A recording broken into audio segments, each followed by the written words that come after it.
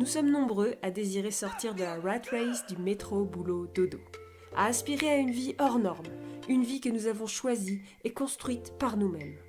Combien sommes-nous à aspirer à la liberté d'entreprendre des actions qui nous ressemblent, dans nos passions, notre famille, notre travail, à désirer avoir du temps pour soi et vivre de ce qui nous passionne. Ton seul problème, c'est que tu penses que tu as le temps. Si vous comprenez cette croyance, alors vous serez libre. Je suis Diane Seri, guide de voyage intérieur. Ma passion, c'est de transmettre aux autres les ressources nécessaires pour sculpter leur esprit, sortir de leur prison, s'ouvrir aux choses qui les rendront heureux. À travers mes connaissances, mes lectures et surtout les apprentissages des nombreuses épreuves de ma vie, je partage avec vous des outils puissants pour vous aider à vous construire un esprit sur mesure, pour vous construire une vraie richesse intérieure et extérieure. Bonjour à tous, c'est Diane Seri. Alors aujourd'hui, je vous proposais qu'on parle de l'ikigai. Il y a beaucoup de personnes qui m'ont posé des questions dessus et c'est quelque chose que je fais beaucoup en séance, qui permettent à pas mal de personnes de trouver leur mission de vie, de redonner du sens à leur vie, en particulier après des épreuves, après un burn-out ou après un divorce, enfin après quelque chose qui a bouleversé leur vie, ou tout simplement après le fait de s'être laissé aller, on va dire, dans son travail, dans un travail qui nous plaisait pas, et qui a fait qu'on a perdu le sens et le goût du travail et le sens de la vie, tout simplement. Donc l'ikigai, c'est un mot qui est divisé en deux. Iki, qui représente la vie, le fait d'être en vie, et vous avez gai, qui signifie ce qui vaut la peine et qui a de la valeur. Donc c'est être en vie, que ça vaille la peine et que ça ait de la valeur. Ikigai, suivant un petit peu les endroits dans le monde, la définition ça va être la joie de vivre, la raison d'être. En fait chaque culture va le dire un petit peu différemment, mais vous comprenez l'essence de tout ça. C'est quand même l'envie de continuer à avoir une belle vie, l'envie de se lever le matin, à avoir une vie pleine de joie. Donc c'est un terme qui vient de l'île d'Okinawa, près du Japon, et c'est ce qui va représenter la raison de se lever le matin, c'est ce qui donne du sens et du plaisir dans la vie. Et donc l'ikigai, c'est aussi quelque chose, ça c'est pas souvent dit, mais qui peut évoluer au cours de votre vie. On est d'accord, je pense, sur le fait que entre aujourd'hui et dans 2-3 ans, vous ne serez plus tout à fait la même personne. Il y aura eu des événements dans votre vie qui vous auront fait évoluer, qui auront remis en question des principes fondamentaux et des croyances, parce que tout simplement vous aurez vécu, il vous sera arrivé des choses. Et donc du coup votre ikigai peut aussi changer, puisque peut-être que vous aimerez plus certaines choses dans votre vie, d'autres moins, vous aurez des envies de changement, etc. Pourquoi est-ce que je fais cette vidéo sur l'ikigai aujourd'hui? Parce que hier j'ai rencontré quelqu'un qui m'a dit j'ai dévié de mon chemin. Ok, donc elle a dévié de son chemin. Immédiatement, moi j'ai pensé à l'ikigai, puisque c'est ce qui permet de retrouver son chemin de vie. Et je me suis dit, tiens, cette personne, je lui ai juste donné les coordonnées de mon site internet pour qu'elle aille voir un petit peu. Et je me suis dit, tiens, je vais faire cette vidéo.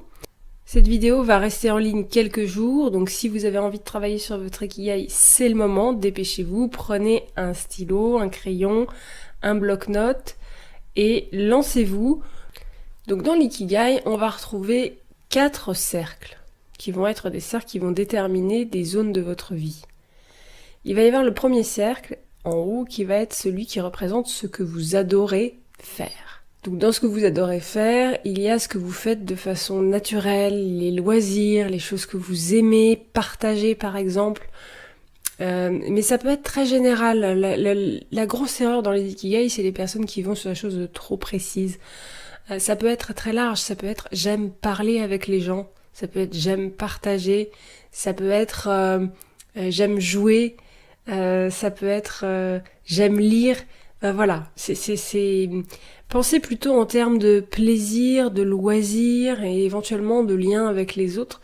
Ce que vous adorez faire, c'est ce qui vous fait vibrer. Donc vous pouvez faire un petit listing de ce qui vous fait vibrer. Donc dans le deuxième cercle, vous allez pouvoir représenter vos talents, ce que vous savez faire. Par exemple, moi, je sais parler, j'adore parler, c'est pour ça que je fais ce métier. Et donc, dans ce que j'aime faire, il est clair que je vais noter ça. Il y a d'autres choses que je sais faire. Je sais monter à cheval, être en compassion, écouter, apprendre, créer, lire, etc. Voilà, partager de la culture en tout cas et du contenu, ça c'est des choses que je sais faire. Donc, qu'est-ce que vous savez faire? Et pour ça, vous pouvez regarder, ce que vous avez tendance à faire naturellement, sans trop réfléchir, peut-être de façon un peu mieux que les autres, entre guillemets, de façon peut-être plus naturelle. Ça peut être cuisiner, ça peut être ranger des dossiers, ça peut être des choses très très très très larges.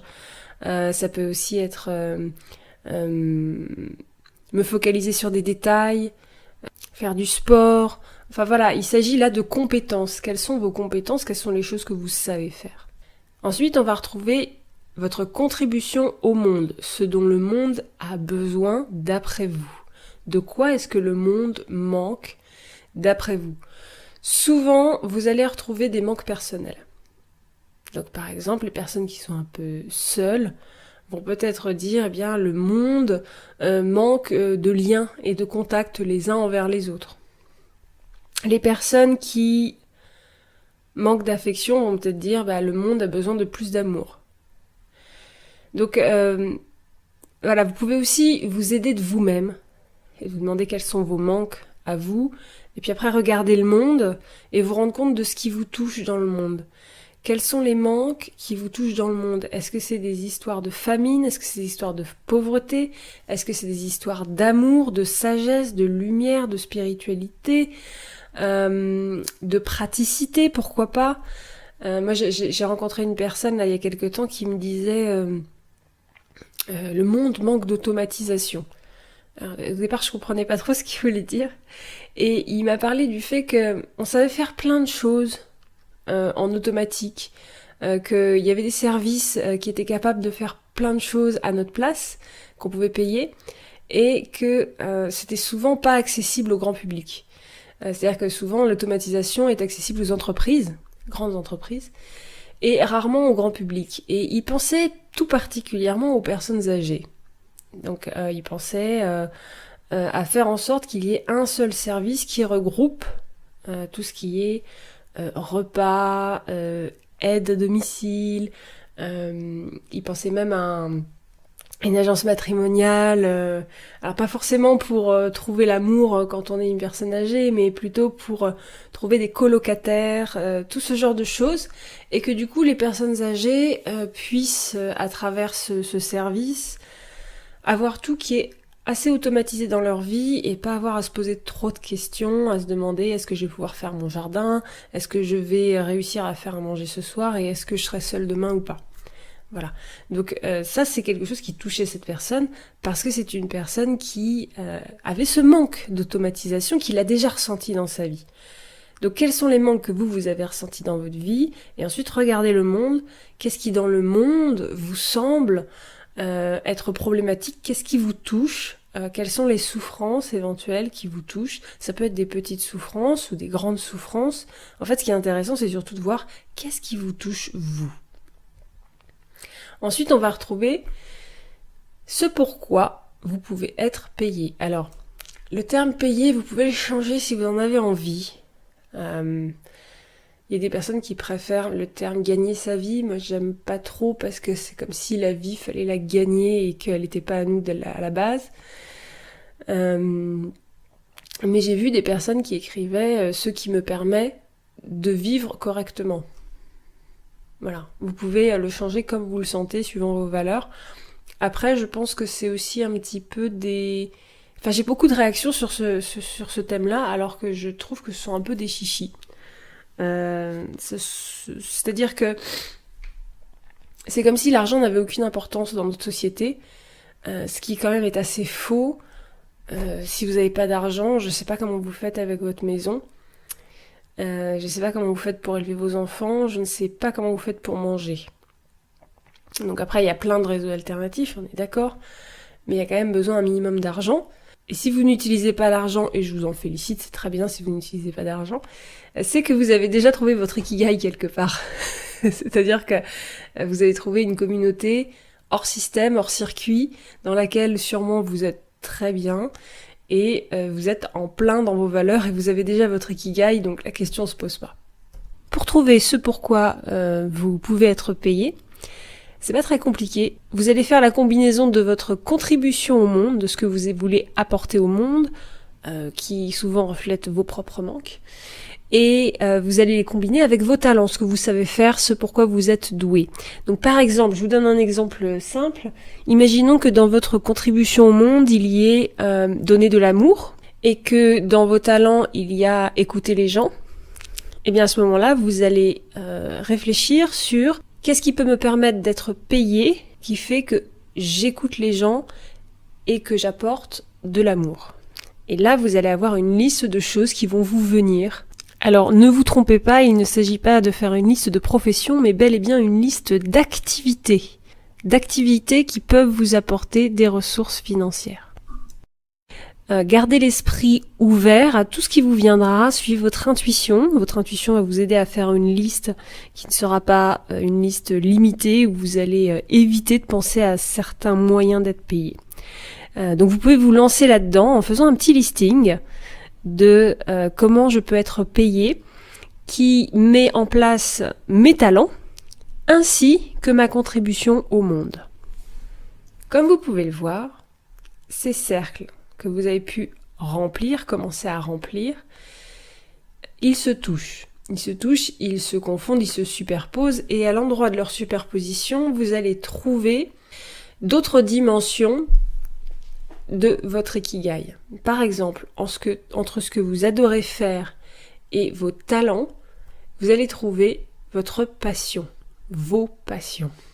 Alors là, le but, c'est pas de trouver toutes vos passions, mais vraiment la passion primaire qui réunit toutes les autres. C'est comme un point d'ancrage de vos passions, et puis derrière, il y a toute l'arborescence de vos passions qui peut s'épanouir à travers ce point-là.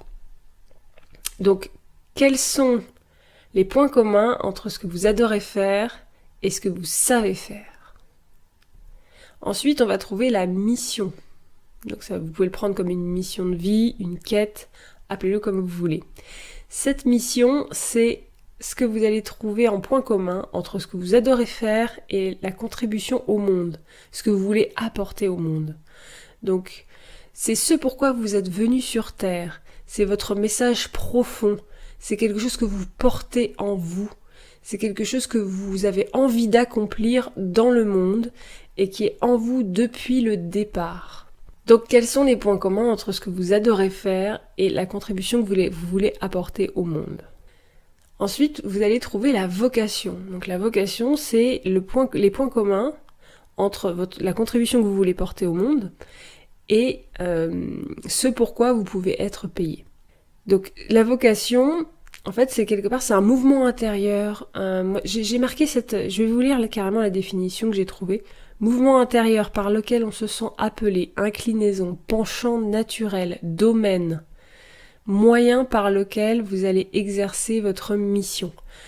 Donc en fait, c'est quelque part votre vocation à avoir avec vos valeurs, puisque c'est un moyen, c'est-à-dire que c'est une stratégie. Et ça va être un domaine. Ça peut être je veux apporter de la justice, je veux réparer les injustices, et c'est une personne peut-être qui va avoir un domaine de prédilection qui va être les animaux. Donc ça va peut-être être quelqu'un qui va créer un refuge. En exemple de vocation, vous avez tout ce qui est le soin, la transmission, les animaux, les enfants, l'épanouissement, le bien-être, toutes ces choses-là sont des vocations. Et le point commun entre ce pourquoi vous pouvez être payé et ce que vous savez faire, c'est votre profession. Et là, c'est important de vous rendre compte que votre ikigai, c'est pas votre profession. Donc la profession qui est présente là, ce sera la profession qui vous permet le plus de vous réaliser. Quand je parle de profession dans laquelle vous pouvez vous réaliser, je parle d'une profession dans laquelle vous allez pouvoir utiliser vos talents naturels, des talents que vous avez depuis petit. Il y a des talents que vous avez acquis à travers vos études, à travers l'apprentissage, donc cela y compte, mais ce ne sont pas forcément vos talents intrinsèques.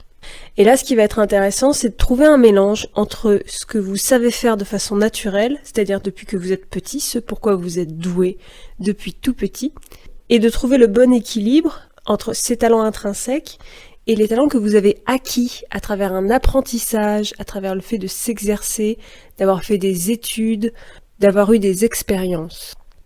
Et donc, cette profession, c'est cet équilibre entre ces talents dont on vient de parler, où il y a déjà un équilibre à mettre en place, et le fait que ces talents ont une valeur, et que cette valeur va vous être donnée d'une certaine façon. Et le plus souvent, cette valeur vous est donnée en argent. Donc, le truc, c'est aussi de trouver dans quoi est-ce que vous allez pouvoir appliquer vos talents.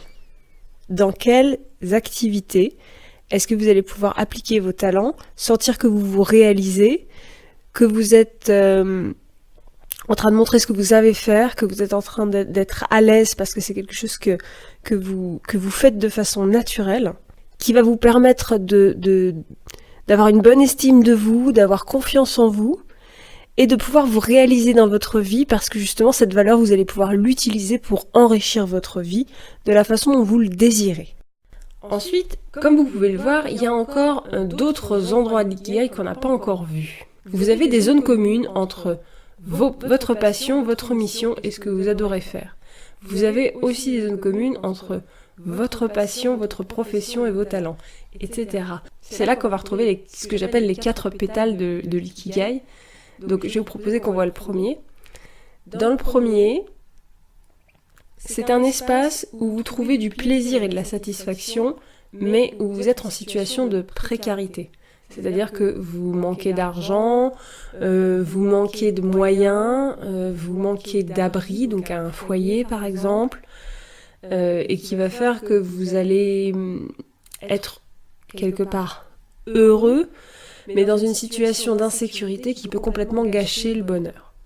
Ensuite, vous allez trouver cet espace, donc qui est l'espace de votre contribution au monde, où vous allez retrouver de l'excitation, mais de l'incertitude. C'est comme si vous aviez des doses d'adrénaline, mais vous n'êtes pas sûr que ce que vous faites, c'est totalement ça. C'est-à-dire que vous rentrez dans un système d'autosatisfaction où ça vous grandit de rendre service aux autres et de contribuer au monde, mais c'est pas pour autant que vous avez les moyens de vivre, c'est pas pour autant que vous utilisez vos talents, c'est pas pour autant que vous êtes en train de vous réaliser en tant que personne, vous êtes plutôt en train d'aider le monde à se réaliser, et du coup vous n'êtes pas sûr d'être dans votre ligne de vie, d'être dans vos projets à vous. C'est pas votre vie que vous allez construire, c'est la vie des autres, c'est la vie du monde. Et tant que vous êtes dans ce pétale, vous êtes dans un déséquilibre, vous construisez tellement l'avenir du monde, vous êtes tellement focalisé sur l'extérieur, que vous oubliez de construire votre vie intérieure, que vous allez oublier de éventuellement fonder une famille, pourquoi pas, d'avoir des projets d'avenir, de prendre des décisions qui sont en accord avec vos rêves, plus qu'avec les besoins du monde. Donc ça peut avoir des conséquences sur votre estime de vous-même, puisque vous allez plus estimer le monde que vous. Ça peut avoir des conséquences sur votre confiance aussi en vous-même, confiance à prendre des décisions dans votre vie, puisque vous allez perdre, si vous restez dans ce pétale, vous allez perdre cette faculté, ce pouvoir de prendre des décisions pour vous, à force d'agir uniquement pour les autres et pour la construction du monde. Ensuite, le troisième espace, donc c'est l'espace de ce pourquoi vous pouvez être payé. C'est un endroit où vous allez être dans le confort, dans la sécurité, du travail, vous allez être dans un équilibre de travail qui vous permet de vivre, mais vous aurez un sentiment de vide et d'ennui. Et enfin, le dernier espace, celui des talents, c'est un endroit, un espace où vous allez avoir de la satisfaction personnelle, donc par exemple de la réussite, mais un sentiment d'être inutile, Donc ce que je vais vous proposer, c'est de commencer à vous situer à travers un questionnement très simple. Vous trouverez en lien un PDF imprimable où vous aurez tout ce questionnement qui sera décrit et qui vous permettra d'être vraiment plus concentré sur vos réponses que sur les questions. Première question, sur une échelle de 1 à 10, à combien est-ce que vous mesurez votre degré d'utilité? Vous allez pouvoir vous poser la même question pour votre degré de précarité, votre degré sur une échelle de 1 à 10, à quel degré est-ce que vous vous sentez incertain, un peu perdu dans votre vie? Sur une échelle de 1 à 10, à combien est-ce que vous mesurez le vide de sens de votre vie? Par rapport aux réponses que vous venez d'avoir, vous avez vu, sur le schéma de l'ikigai, vous avez, avec ces 4 pétales, la possibilité de vous situer. Vous avez celui des talents qui représente le fait de se sentir inutile. Vous avez celui de ce que vous adorez faire qui représente la précarité. Vous avez celui de votre contribution au monde qui représente votre incertitude et cette sensation d'être perdu. Et vous avez celui de ce pourquoi vous pouvez être payé qui va représenter le vide de sens et l'ennui. Donc ce que vous pouvez faire, c'est reprendre ce schéma et vous positionner avec une zone ou un point pour savoir, mais vous actuellement, vous êtes dans quelle zone? Combien de zones est-ce que vous englobez? Vous êtes où? Sachant que vous pouvez être à plusieurs endroits en même temps. Maintenant que vous vous êtes positionné, on va pouvoir aller un peu plus loin. Pour savoir de façon plus précise où est-ce que vous vous situez, on va regarder maintenant aussi la partie des talents. Donc dans vos talents, cette partie-là va représenter la satisfaction, la prospérité, la compétition, la fierté, mais aussi l'égocentrisme. Par rapport à ce que j'adore faire, donc les personnes qui sont trop positionnées dedans vont aspirer au plaisir, mais ils vont avoir un problème, c'est qu'ils vont être incapables de construire du solide, de s'engager dans un projet, un couple, une famille, ils vont avoir du mal à finir des projets. Et ils vont avoir un espèce de refus d'attachement. Donc c'est des personnes qui vont vraiment avoir besoin d'être en roue libre, en roue libre, en autonomie, en électron libre, on peut même dire ça, et où toute leur vie tourne autour du plaisir. À présent, pour les personnes qui sont complètement dans leur contribution au monde et qui oublient le reste, donc ce sont des personnes qui vont vivre pour et à travers les autres. On va souvent retrouver une forme de dépendance financière et affective chez eux, parce que contrairement aux personnes par exemple qui vont être dans les talents, eh bien les personnes qui sont dans leur contribution au monde vont avoir beaucoup de mal à être fiers d'eux-mêmes, à être dans une prospérité financière, à se réaliser par eux-mêmes et par leurs propres talents. C'est plutôt des personnes qui vont être dans la recherche du regard de l'autre, de la reconnaissance, c'est les autres qui vont leur donner leur valeur. Et les personnes qui vont être déséquilibrées, qui vont être beaucoup trop dans ce pourquoi ils peuvent être payés, vont être plutôt dans le fait de privilégier la sécurité, le confort. Ils vont être dans une forme de paralysie, ils ont peur de perdre en fait. Ils ont peur de perdre de l'argent, perdre de la sécurité, perdre leur maison, perdre leur conjoint parce qu'ils n'auront pas assez d'argent, peur de bouger, donc dans une espèce d'immobilisme. Donc je vais vous donner des exemples un peu poussés pour chacun.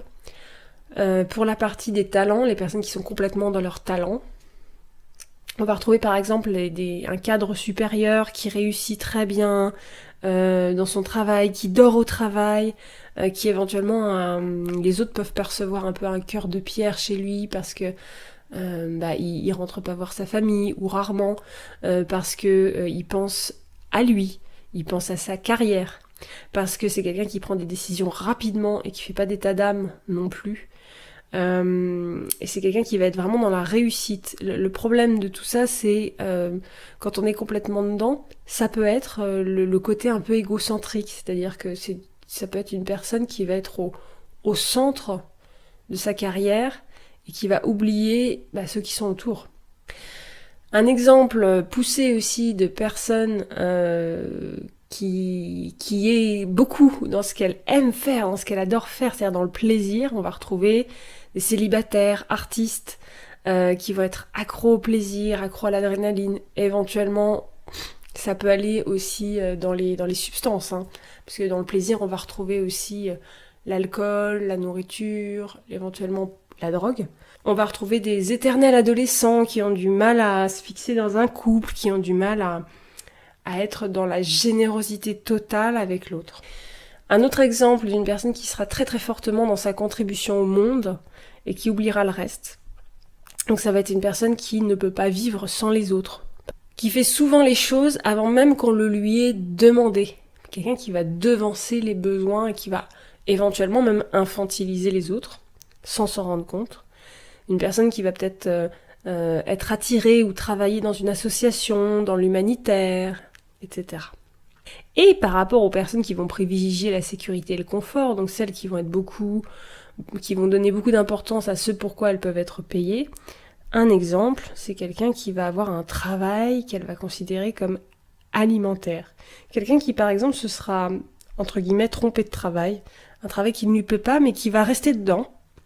Quelqu'un qui va avoir peur de perdre, quelqu'un qui va s'ennuyer dans son travail, qui manque de piment dans sa vie, quelqu'un qui va beaucoup être dans métro, boulot, dodo.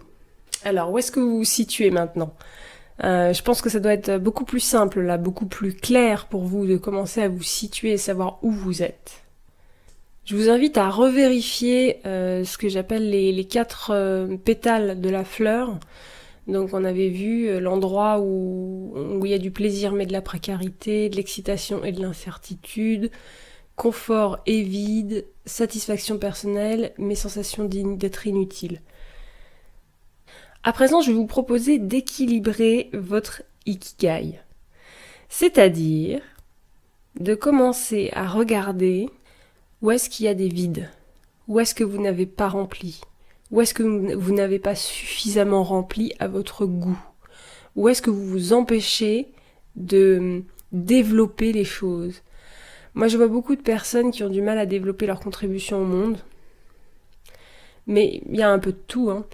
Quel est le domaine dans lequel vous vous empêchez de développer votre personnalité, de développer votre potentiel, de développer votre générosité et de le remplir. Et vous pouvez prendre ce temps. C'est quelque chose qui peut parfois prendre plusieurs jours parce qu'on a besoin de s'analyser, de regarder comment on vit et qu'est-ce qu'on s'empêche de faire. Des fois, ça nécessite un peu de recul, donc vous pouvez prendre le temps pour ça.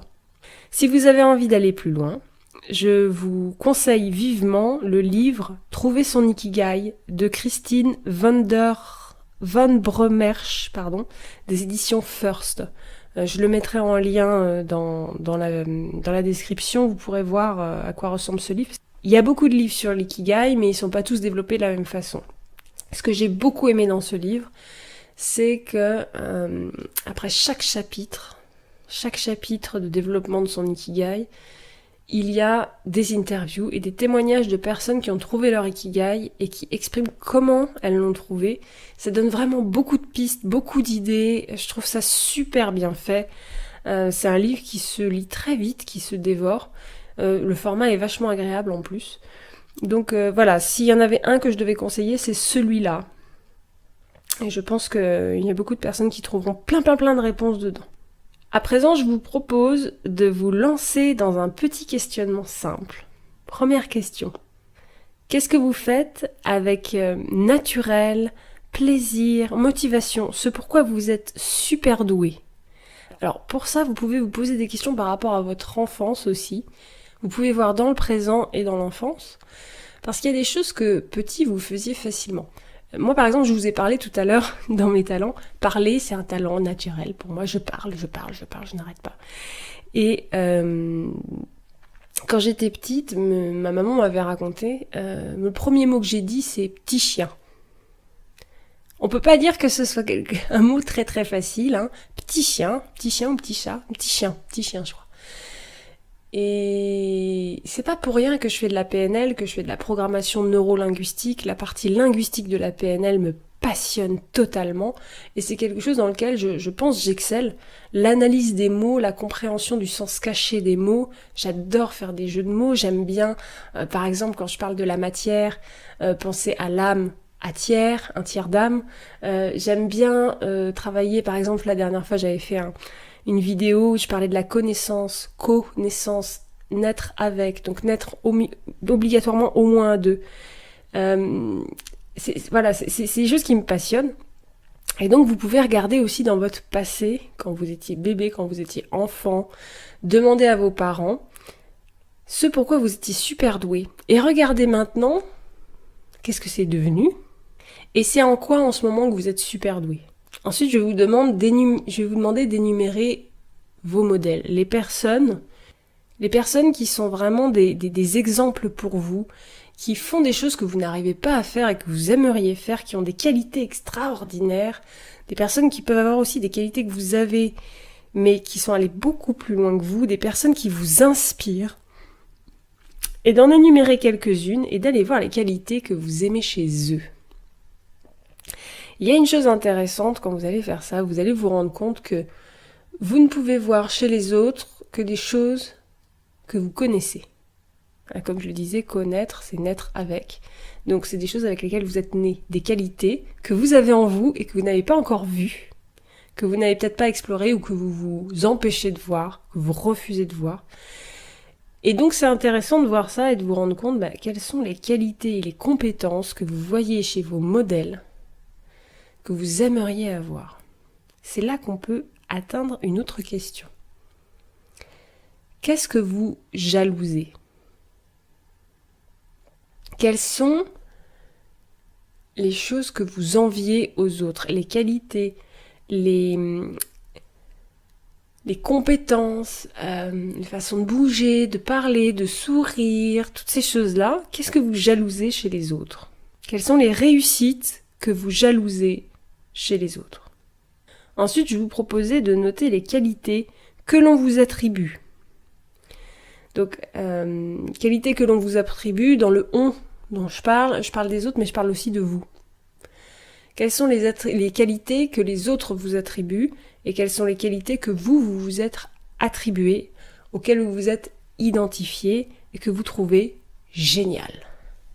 Alors, j'ai pas envie d'entendre « Ah non, moi j'ai pas de qualité, je suis nulle, tout ça ». Vous en avez, vous voulez juste pas les voir. Vous en avez. Vous avez des qualités. Vous vous en êtes attribué forcément. Par contre, c'est pas dit que vous acceptiez de les voir. Pour de multiples raisons. Ça peut être votre blessure d'humiliation, votre blessure de rejet ou d'injustice, qui vous empêche de voir vos propres qualités, parce qu'il faut pas faire trop de bruit, vous comprenez, et puis il faut pas faire trop d'ombre aux autres, faut pas être important, faut pas trop s'aimer. Il y a plein de croyances comme ça qui nous empêchent de voir vraiment qui on est et quelles sont nos possibilités, quel est notre potentiel. Donc allez-y, regardez quelles sont les qualités que l'on vous attribue et celles que vous vous attribuez. Ensuite, je vous pose une autre question. Quelles sont les 3 qualités dont vous ne pourriez vous passer pour rien au monde ? Des qualités que vous avez en vous, que vous n'échangeriez contre rien au monde et vous ne supporteriez pas de ne plus les avoir. Ça peut être des qualités qui vous caractérisent. C'est-à-dire que sans elles, vous n'êtes plus vraiment vous-même. C'est à travers ça qu'on vous reconnaît ou que vous vous reconnaissez. L'ikigai, c'est quelque chose qui se manifeste énormément dans l'enfance et dans l'adolescence. En fait, ça se manifeste beaucoup avant qu'on nous demande d'avoir un métier sérieux, entre guillemets, un métier sécurisant, avant qu'on nous mette la pression sur tout ça et qu'on nous dise « Alors, quel métier tu veux faire ?» et qu'on dise « Ah, je voudrais être cosmonaute » et que les gens nous disent « Non, c'est pas possible ». L'ikigai, il est freiné par tout ça, il est freiné par c'est pas possible, tu peux pas, c'est pas sérieux, tu gagneras pas assez d'argent, ça n'existe pas comme métier. Toutes ces choses-là, c'est des choses qui freinent l'ikigai. Votre métier, vous pouvez l'inventer. Vous avez le droit. Et vous avez le droit de rêver. Et ce que je vous propose, c'est de retrouver votre rêve d'enfant. Qu'est-ce que vous vouliez faire quand vous étiez enfant ? Alors, il y a peut-être des personnes là qui vont me dire, d'ailleurs c'était mon cas, moi je voulais faire des tas de métiers. C'est vrai, moi je vais me prendre en exemple. Moi je voulais être avocate, vétérinaire, chercheur, éthologue, euh, pompier et je sais plus quoi. Enfin bon, je voulais vraiment faire beaucoup de choses. Et déjà à ce moment-là, c'était très orienté par rapport à mes parents. C'est pour ça que ça n'arrêtait pas de bouger. C'était quels sont les métiers qui rapportent de l'argent et qui permettent d'avoir la fierté de mes parents. Bon, je pense que le seul qui rapportait pas trop d'argent, c'était... enfin les deux, peut-être éthologue et pompier. Mais le reste, je me souviens, avocat, vétérinaire, tous ces métiers-là. Bon, vétérinaire, c'était par rapport aux animaux. Mais il y avait ce côté, bon, bah, on va gagner du fric, quoi.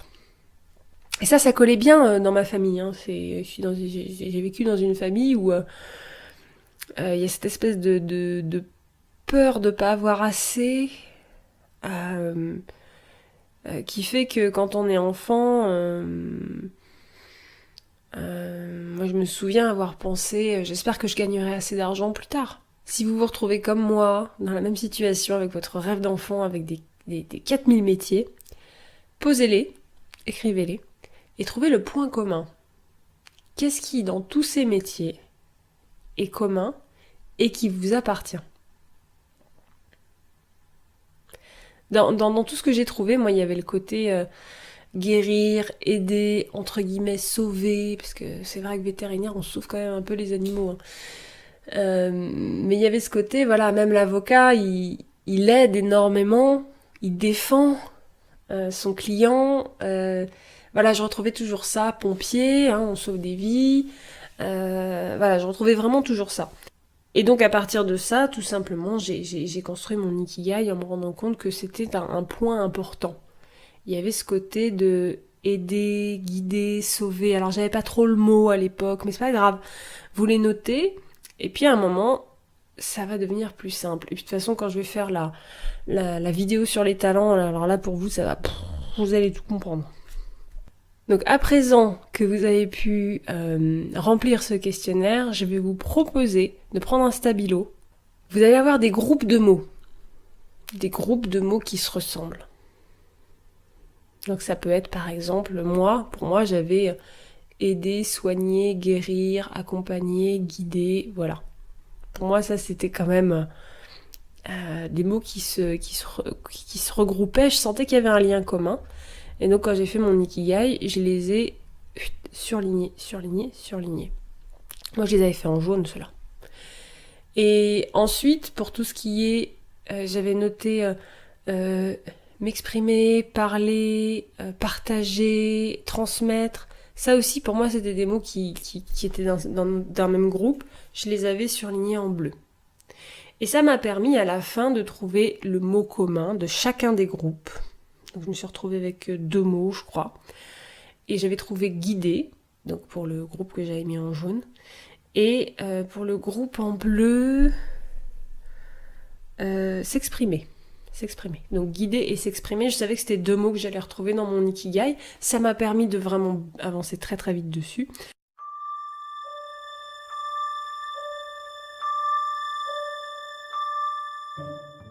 Le truc à comprendre, c'est qu'une fois que vous vous êtes positionné sur votre ikigai, que vous avez rééquilibré cet ikigai, vous allez pouvoir, à travers votre mission, votre vocation, la profession que vous avez trouvée, la passion que vous avez trouvée, trouver l'ikigai, c'est-à-dire le point commun.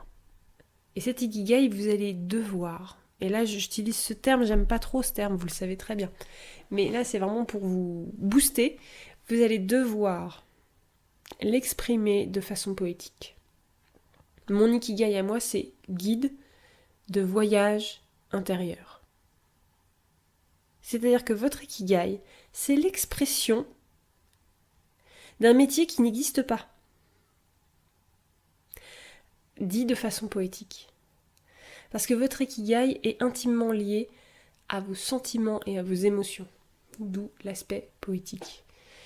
Donc en ikigai, vous allez trouver effectivement des termes comme ça, transmetteur de savoir, amoureux des animaux, sauveur de justice, super-héros. Qu'est-ce que... Oh, j'ai eu un ikigai une fois, magnifique. Ange. Une personne, son ikigai, c'était de devenir un ange. Magnifique. J'ai eu un ikigai très très beau aussi là, dernièrement. Entraîneur de risque. Ouais, c'était ça. Entraîneur de risque. Un jeune homme qui voulait créer son écurie de moto de compétition. Et il voulait entraîner ses pilotes. Entraîneur de risque. Il veut apprendre aux gens à prendre des risques. C'est magnifique. Les jeunes avec qui je travaille, ils sont tous magnifiques, magnifiques. À chaque fois, ils ont... moi, derrière, souvent, j'ai un adulte et j'ai l'impression de repartir très très bas parce que les jeunes, ils n'ont pas toutes ces limites. C'est-à-dire que eux, ils sont là en mode, bah moi, je vais entraîner les gens à prendre des risques. Et après, moi, j'ai un adulte qui me dit, oh, je suis en burn-out, ouais, j'en peux plus dans mon travail, faut que je change de vie, mais j'ai peur. Et je me demande maintenant, je commence à me demander si je vais pas faire des couples, entre guillemets, pas des couples, mais des équipes, des binômes. J'aimerais faire des binômes et mettre par exemple les personnes en burn-out avec un jeune qui a aucune limite et qui a pas peur. Bien sûr, je vais pas les mettre avec des jeunes qui doutent d'eux, mais j'ai envie de faire des binômes fonceurs et personne qui a peur, voilà, et de voir ce que ça donne. Donc voilà, dans les Ikigai, vous allez trouver vraiment ce côté poétique. Donc l'ikigai, c'est quelque chose que vous allez pouvoir laisser un petit peu mûrir avec tout ce que vous avez trouvé aujourd'hui. Vous allez avoir des messages dans votre vie, des choses qui vont vous arriver, qui d'habitude ne vous arrivent pas, et qui vont vous faire comprendre et sentir que effectivement, telle chose que vous avez écrite dans votre ikigai, c'est bien ça. Que là-dessus, vous vous êtes pas trompé. Et d'autres choses où, ouais, alors ce que tu as écrit, c'est bien, mais c'est pas exactement ça, il manque une notion importante. Donc faites aussi confiance à la vie, aux choses qui vont vous arriver là, en comparaison avec votre ikigai, pour pouvoir vraiment avancer et sentir les choses, et les laisser mûrir et s'épanouir.